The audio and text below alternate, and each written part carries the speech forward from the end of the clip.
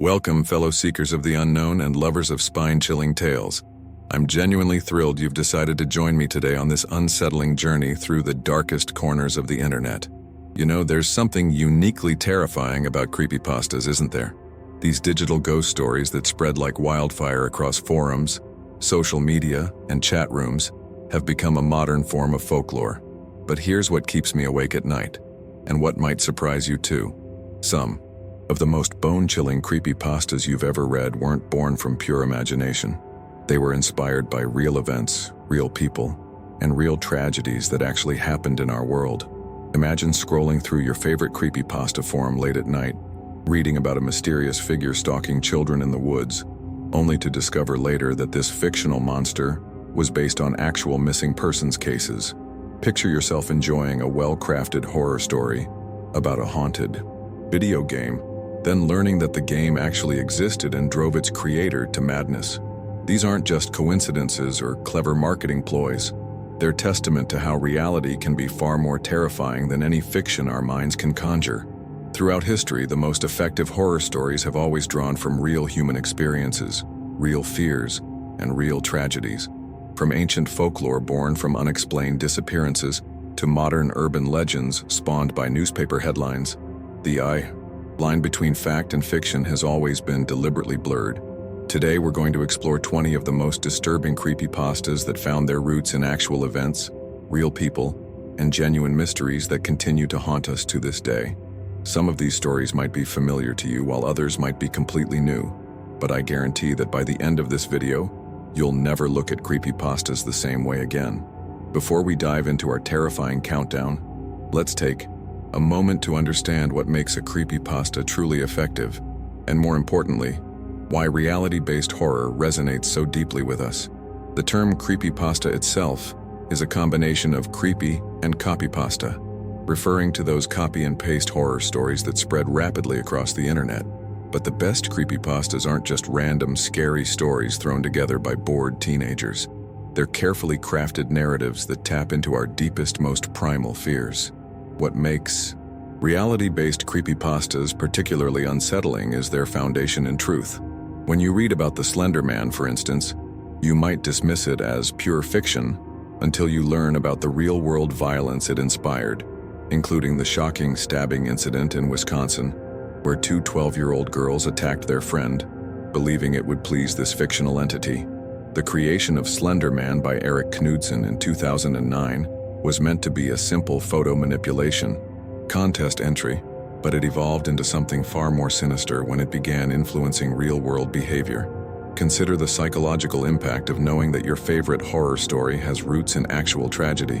When you read about haunted locations, mysterious disappearances, or unexplained phenomena in creepypastas, there's an additional layer of terror knowing that somewhere, somehow, these events actually occurred. This isn't just about entertainment anymore. It's about confronting the reality that our world contains genuine mysteries and horrors that we may never fully understand or explain. The most successful creepypasta authors understand this psychological principle. They know that the most effective horror doesn't just scare you in the moment. It plants seeds of doubt that grow long after you've finished reading. They deliberately blur the lines between fiction and reality, often including fake documentation, fabricated news articles, and realistic details that make readers question what's real and what's not. This technique, known as found footage or documentary-style horror, has become increasingly popular because it exploits our natural tendency to believe what appears to be evidence-based information. Now let's examine how real-world tragedies transform into internet folklore. One of the most disturbing aspects of reality-based creepypastas is how they often emerge from genuine human suffering. Take the case of the Russian sleep experiment, one of the most widely shared creepypastas of all time. While the story itself is fictional, it draws heavily from real Soviet-era human experimentation, including the horrific medical experiments conducted during World War II and the psychological torture methods used by various intelligence agencies during the Cold War. The story describes 5 political prisoners who were kept awake for 15 days straight, using an experimental gas, ultimately driving them to madness and self-mutilation. While no such specific experiment ever took place, the narrative gains its power from the documented history of unethical human experimentation. The Tuskegee Syphilis Study, MKUltra, and Unit 731 in Japan all provide a foundation of real horror that makes the fictional Russian sleep experiment feel disturbingly plausible. Another deeply unsettling example is the Candle Cove Creepypasta, which describes a mysterious children's television show that only certain people remember watching. The story becomes progressively more disturbing as it reveals that the show may have been a shared hallucination or false memory. While Candle Cove itself never existed, it was inspired by real phenomena, including mass hysteria, false memory syndrome, and the documented cases of television broadcasts that were never officially recorded or acknowledged. The genius of these stories lies in their ability to take genuine psychological phenomena and medical mysteries, then weave them into narratives that feel authentic because they're grounded in real science and historical events. When readers encounter these stories, they're not just engaging with fiction, they're confronting the uncomfortable reality that human beings are capable of incredible cruelty, and that our understanding of consciousness, memory, and reality itself is far more fragile than we'd like to believe. What makes this particularly disturbing is how these stories often exploit real victims' experiences. Many creepypastas borrow elements from actual missing persons cases, unsolved murders, and documented tragedies. While the authors may not intend to cause harm, they're essentially creating entertainment from other people's pain and suffering. This raises important ethical questions about where we draw the line between inspiration and exploitation. Perhaps no creepypasta better illustrates the dangerous power of reality-based horror than the Slender Man phenomenon, created by Eric Knudsen in 2009. As part of a Photoshop contest, Slender Man quickly evolved from a simple internet meme into a cultural phenomenon that would eventually inspire real-world violence. The character was designed to be a modern boogeyman, a tall, faceless figure in a black suit who stalks children in forests and playgrounds. What made Slender Man particularly effective was how Knudsen grounded the character in realistic documentation. He created fake historical photographs showing the entity throughout different time periods, complete with fabricated eyewitness accounts and missing persons reports. This approach made Slender Man feel like a real urban legend that had somehow been forgotten by mainstream culture. The character gained additional authenticity through the collaborative storytelling of the creepypasta community, with hundreds of writers contributing their own encounters and expanding the mythology. The transformation from internet fiction to real-world danger reached its peak on May 31st, 2014, when two 12-year-old girls in Waukesha, Wisconsin, lured their friend into the woods and stabbed her 19 times. They later told police they did it to please Slender Man and to become his proxies. The victim, Morgan Geyser, survived the attack, but the incident sent shockwaves through the internet community and raised serious questions about the responsibility of creators when their fictional characters inspire real violence. This wasn't an isolated incident. Following the Waukesha stabbing, there were multiple other cases of violence linked to Slender Man, including a 14-year-old girl in Ohio who attacked her mother with a knife, and a 13-year-old girl in Florida who set her family's house on fire, both claiming to be acting on behalf of the fictional entity. These cases demonstrated how powerful fictional narratives can become when they're presented as reality, especially to impressionable young minds. The Slender Man phenomenon also reveals something disturbing about our digital age: how quickly and widely dangerous ideas can spread through social media and online communities. What started as a simple creative writing exercise became a self-perpetuating mythology that influenced real-world behavior. This raises uncomfortable questions about the responsibility of content creators and the platforms that host their work. Are we creating entertainment, or are we potentially contributing to real-world harm? In our increasingly connected world, it's no surprise that many of the most effective modern creepypastas involve technology itself becoming the source of horror. These stories tap into our growing dependence on digital devices and our fear of losing control over the technology that surrounds us. What makes these tech-based creepypastas particularly unsettling is how they often draw from real technological phenomena and documented cases of digital harassment, cyberbullying, and technological manipulation. One of the most famous examples is Ben Drowned, a creepypasta that tells the story of a haunted copy of The Legend of Zelda, Majora's Mask, that was previously owned by a boy named Ben who allegedly drowned. The story describes how the game begins to exhibit increasingly disturbing behavior, including characters that seem to be aware of the player and game files that change on their own. While the specific story is fictional, it draws from real phenomena, including corrupted game files, programming glitches, and the documented psychological effects of prolonged gaming sessions. The power of Ben Drowned lies in its use of actual game footage and screenshots that appear to show the supernatural events described in the story. This creates a sense of authenticity that makes readers question whether the events could actually be happening. The story also exploits our natural fear of technology malfunctioning in ways we can't understand or control, a fear that has only grown stronger as we've become more dependent on digital devices. Another disturbing example is the Smile.jpg Creepypasta, which describes a cursed image that drives viewers to madness and suicide.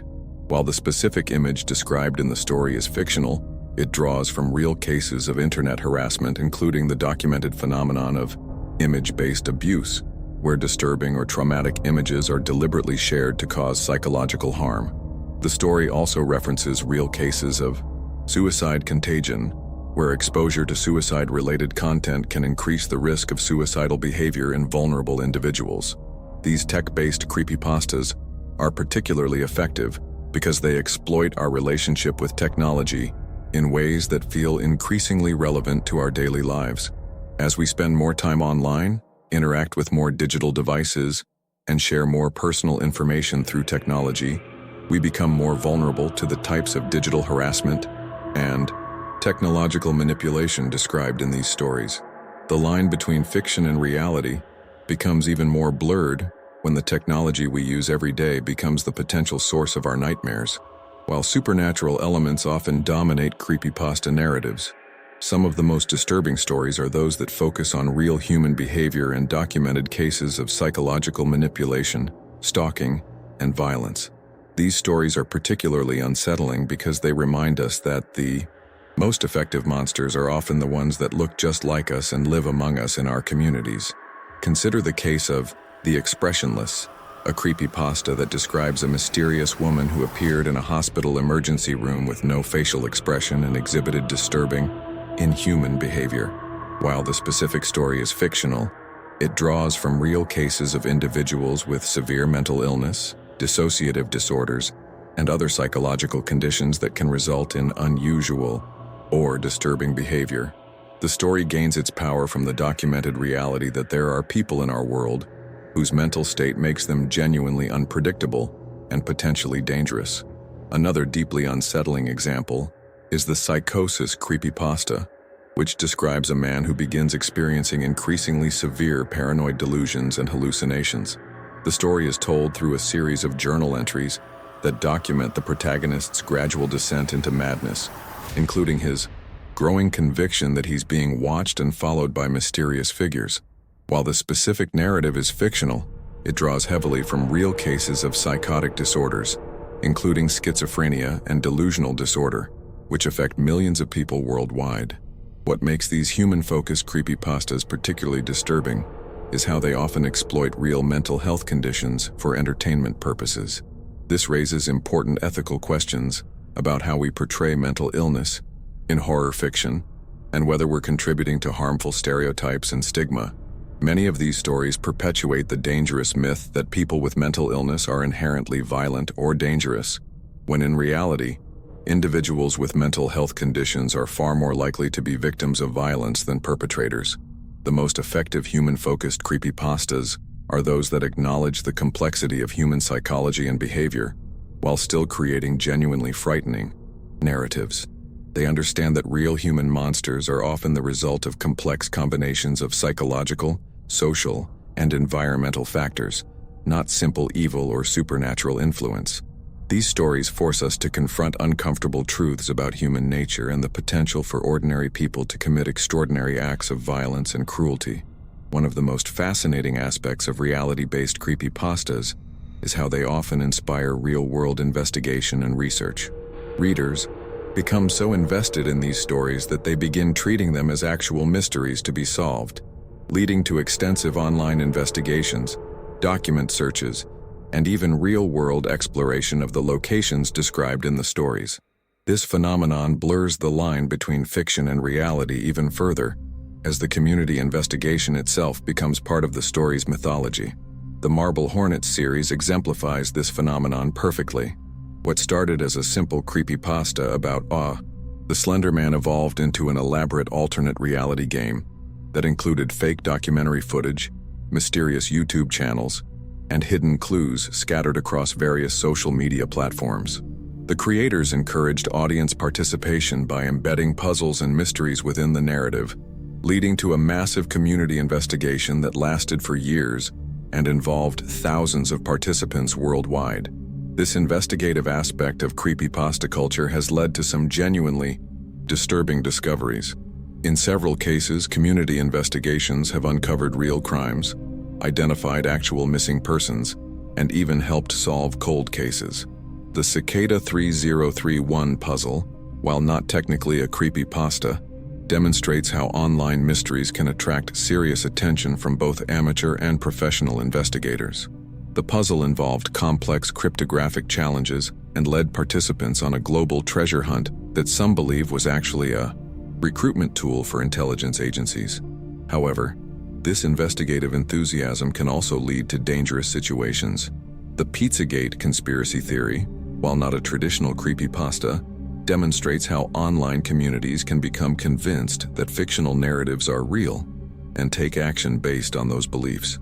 In 2016, a man armed with a rifle entered a pizza restaurant in Washington, D.C., believing he was investigating a child trafficking ring based on internet conspiracy theories.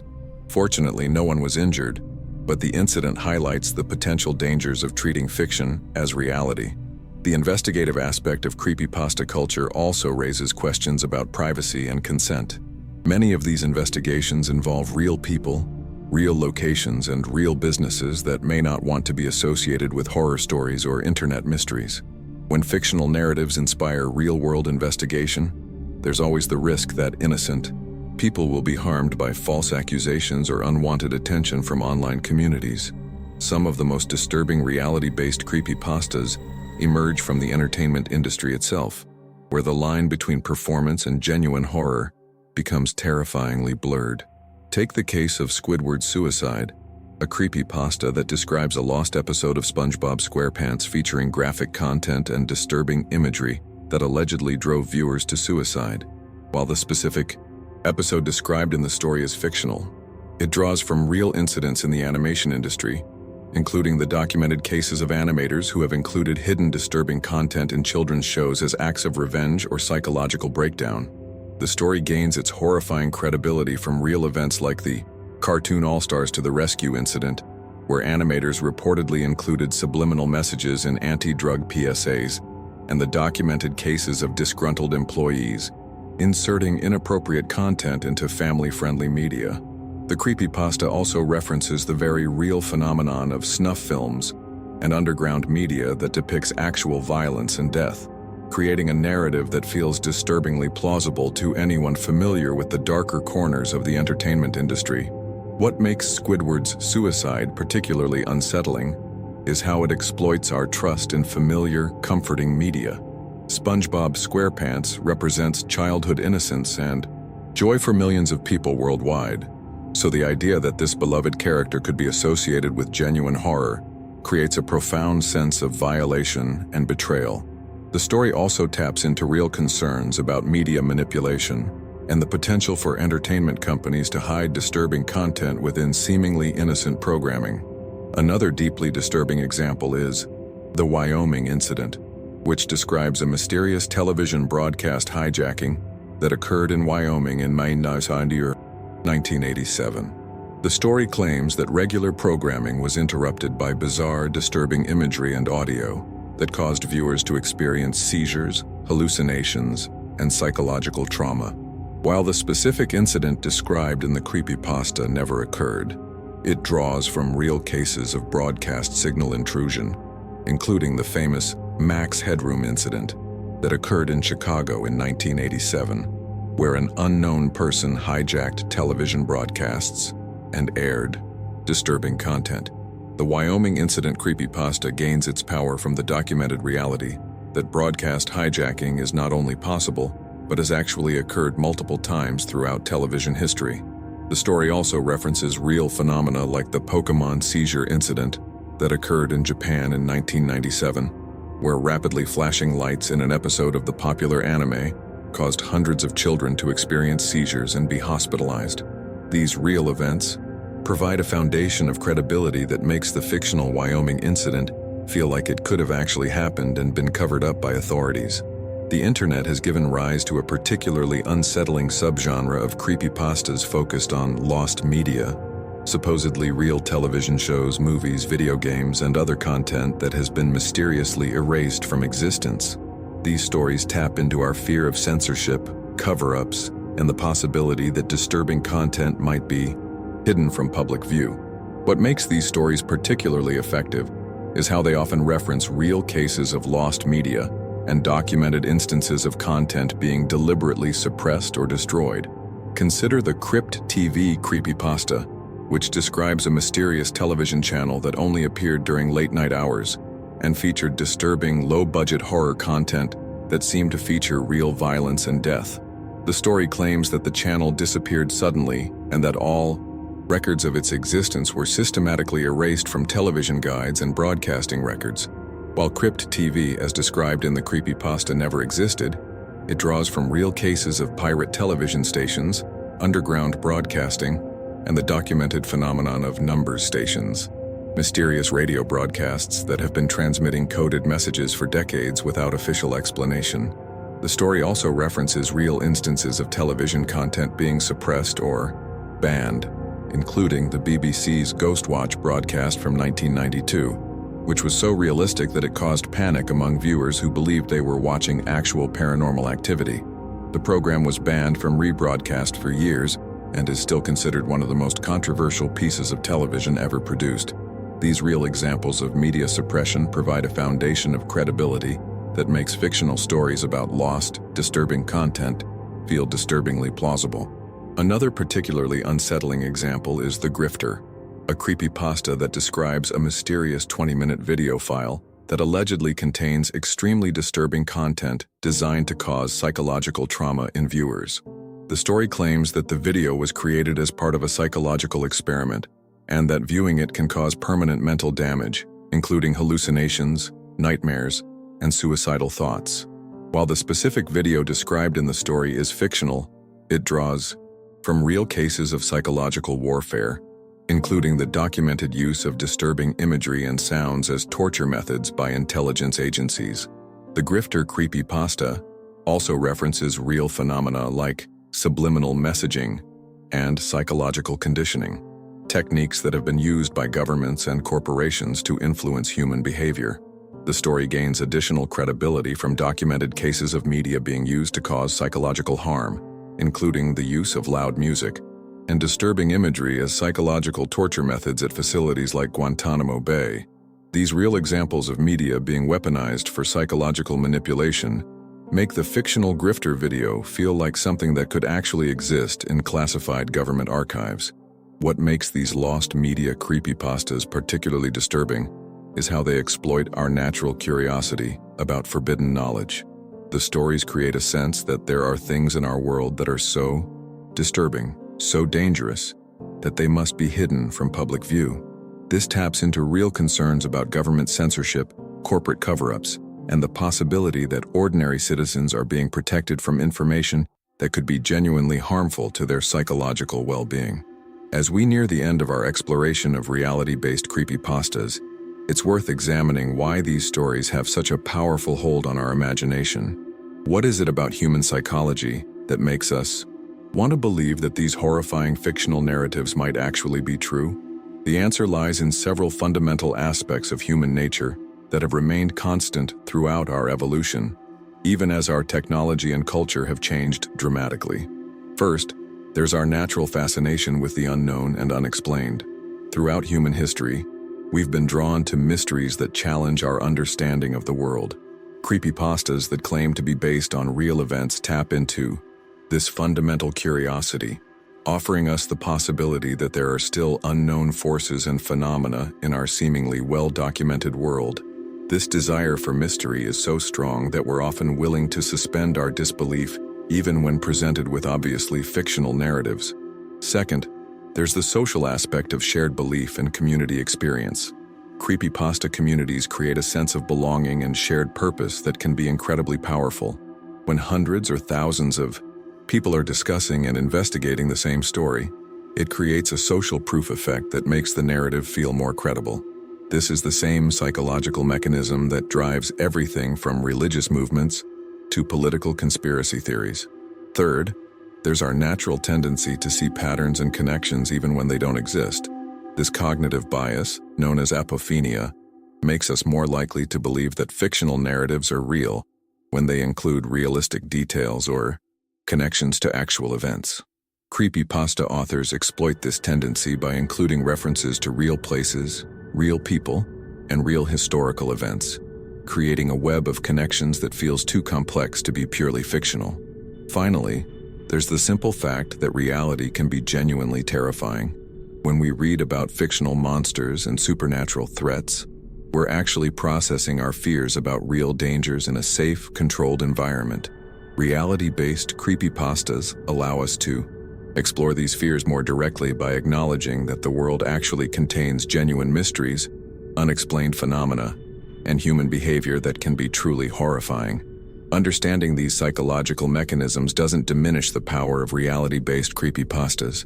If anything, it helps us appreciate why they've become such an important part of modern digital culture. These stories serve as a bridge between our ancient need for storytelling and our modern anxieties about technology, social media, and the increasing complexity of our world.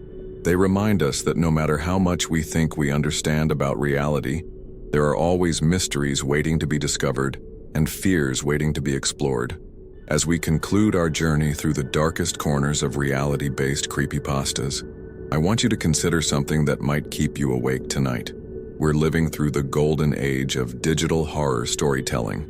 Every day, new creepypastas are being created, shared, and evolved by communities of writers and readers who understand that the most effective horror stories are those that feel like they could actually be true. These stories are constantly adapting to reflect our changing fears, our evolving technology, and our growing understanding of human psychology. The stories we've explored today represent just a small sample of the thousands of reality-based creepypastas that exist across the internet. From the Slender Man phenomenon to tech-based horror to human-focused psychological narratives, these stories demonstrate how powerful fictional narratives can become when they're grounded in real events, real fears, and real human experiences. They remind us that the line between fiction and reality is far more blurred than we might like to believe, and that the most effective monsters are often the ones that could actually exist in our world. What makes this particularly relevant today is how rapidly these stories can spread and evolve through social media and online communities. A single creepypasta can go from an obscure forum post to a global phenomenon in a matter of days, influencing real-world behavior and inspiring new variations and interpretations.